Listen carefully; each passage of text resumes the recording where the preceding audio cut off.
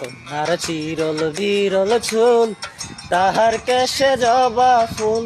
কন্যার চিরল বিরল চুল, তাহার কেশে জবা ফুল। সেই ফুল পানিতে ফেলা কন্যা করল ভুল।